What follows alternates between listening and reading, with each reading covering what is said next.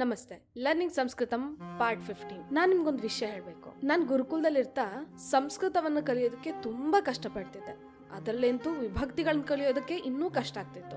ಯಾಕೆಂದ್ರೆ ವಿಭಕ್ತಿಗಳು ಸಂಸ್ಕೃತದಲ್ಲಿ 7 ಸಪ್ತ ವಿಭಕ್ತಿಗಳು. ಅದಕ್ಕೆ ಪ್ರತಿಯೊಂದಕ್ಕೂ ಏಕವಚನ, ದ್ವಿವಚನ, ಬಹುವಚನ ಅಂತ 21 ರೂಪ. ಇದನ್ನೆಲ್ಲ ಹೇಗೆ ನೆನ್ಪಿಟ್ಕೊಳ್ಳೋದು? ತುಂಬಾ ಕಷ್ಟಪಡ್ತಿದ್ದೆ.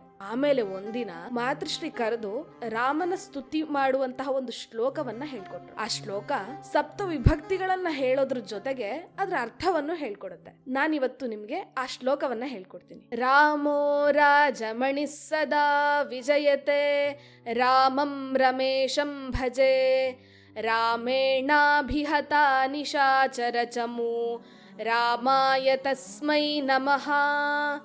ರಾಮಾನ್ನಾಸ್ತಿ ಪರಾಯಣಂ ಪರತರಂ, ರಾಮಸ್ಯ ದಾಸೋಸ್ಮ್ಯಹಂ. ರಾಮೇ ಚಿತ್ತಲಯಃ ಸದಾ ಭವತು ಮೇ, ಭೋ ರಾಮ ಮಾಮುದ್ಧರ.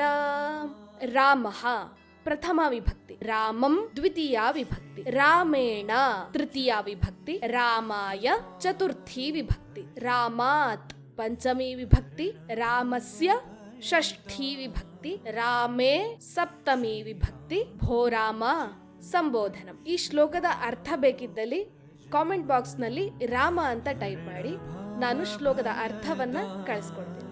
ಧನ್ಯವಾದ.